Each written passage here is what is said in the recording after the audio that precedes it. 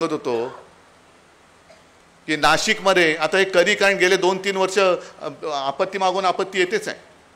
एक माझ्याकडे व्हिडिओ आला आहे नाशिकच्या शेतकऱ्याचा, तो सांगतोय त्यांनी मला वाटतं प्रांत कार्यालयावरती एका शेतकऱ्याची आत्महत्या झाल्यानंतर ती प्रेतयात्रा घेऊन गेली आणि त्यांनी काय सांगितलं की शेतकरी रोज आत्महत्या करतायत.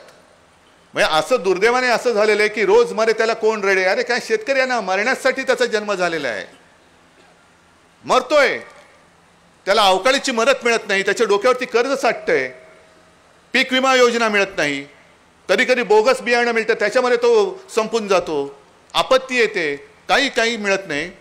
आणि त्यांनी सांगितलं की आमचं म्हणणं हे सरकारच्या कानी कोण घालणार, कारण ज्यांनी घालायचं जे दिल्लीत गेले ते मूग गिळून, मी म्हटलं मूग गिळून नाही, खोके गिळून गप्प बसलेले आहेत. इथले जे गेलेत दिल्लीमध्ये ते का बोलत नाहीत, महाराष्ट्रामध्ये शेतकरी आत्महत्या करतायत का आवाज उठवत नाहीत, महाराष्ट्रामधून जे सरकारमध्ये मंत्री आहेत का या विषयावरती राजीनामा देत नाहीत की माझा महाराष्ट्र हा संकटात आहे. जसं तुम्ही तानाजी मालुसरे वगैरे ही सगळी नावं घेतली तशी आत्ता काही वर्षांपूर्वीचे म्हणजे 60 वर्ष झाली असतील चिंतामणराव देशमुख, CD देशमुख माहिती आहेत ना तुम्हाला, महाडचेच ना, मग नाटे भागातले CD देशमुखना कसं विसरता येईल. कारण आज जसे पंतप्रधान बसले तेव्हा नेहरू होते आणि नेहरूंचा सुद्धा एक दरारा होता, नेहरूंसमोर कोणाची बोलण्याची हिंमत होत नव्हती. आणि मुंबई संयुक्त महाराष्ट्र चळवळीचं ते आधी आंदोलन पेटलं असताना मोरारजी देसाईने बेछूट गोळीबार केला आणि मराठी माणसाचे मुर्दे पाडले.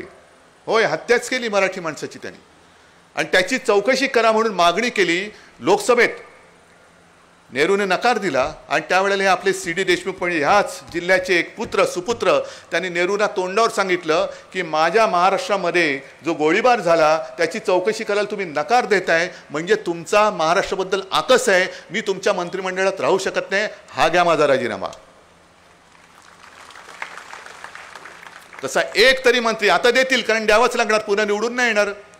2 महिन्यात राजीनामा दिला तर कदाचित हिरो बनण्याचं नाटक होईल. पण हे जे तुमचे नॅपकिन वीर आहेत इथल्या व्यावसायिकांना सुद्धा ते त्रास देतात असं माझ्या कानावर आलं. येऊ दे सरकार, बघतो यांचं कसं करायचं, तो नॅपकिनच पिळून टाकतो. पण त्यांची जेव्हा साक्ष चालली होती या लवादासमोर, त्यांना आपल्या वकिलांनी विचारलं तुम्ही सुरतला का गेला होतात. आता सुरतला का गेलो तर काय उत्तर दिलं त्यांनी माहिती आहे तुम्हाला, आलं छत्रपती शिवाजी महाराज सुद्धा सुरतला गेले होते. अरे नालायक माणसा, छत्रपती शिवाजी महाराजांचं नाव घ्यायची तुझी लायकी नाही. बरं, आमचे छत्रपती शिवाजी महाराज सुरतला गेले होते ते स्वराज्यासाठी आणि इंग्रजांची वखार लुटायला गेले होते आणि हे सुरतला गेले हे महाराष्ट्र लुटणाऱ्याच्या पायी घालील लोटांगण करायला गेले होते. हा फरक आहे मोठा.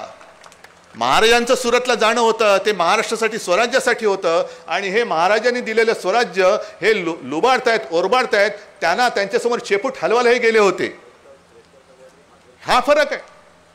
मग कशाला सांगते तुम्ही, एक तर तुमच्या डोळ्यात देखत म्हणे आम्ही बाळासाहेबांचे विचार घेऊन पुढे चाललेलो आहोत, महाराष्ट्र ओरबाडला जातोय, महाराष्ट्र लुटला जातोय. आणि ते म्हणजे मला गुजराती समाजाबद्दल अजिबात अडी नाहीये, इकडे सुद्धा गुजराती बांधव आले असतील, वर्षानुवर्ष राहत आहेत.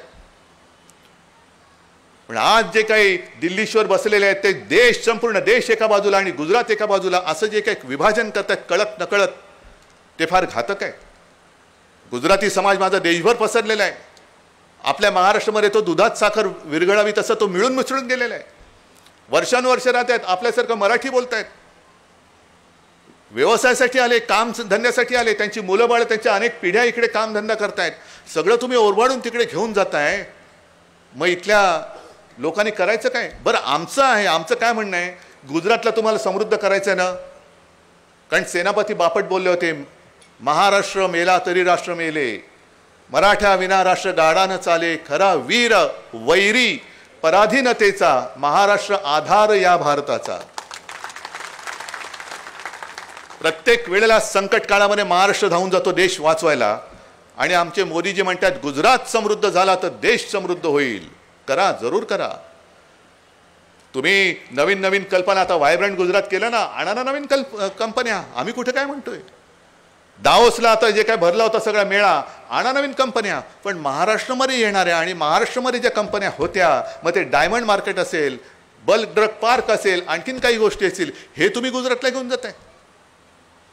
फिल्मफेअरचं फंक्शन सुद्धा ते गुजरातला घेऊन गेले, क्रिकेटची फायनलची मॅच गुजरातला घेऊन गेले, सगळंच घेऊन जात आहेत.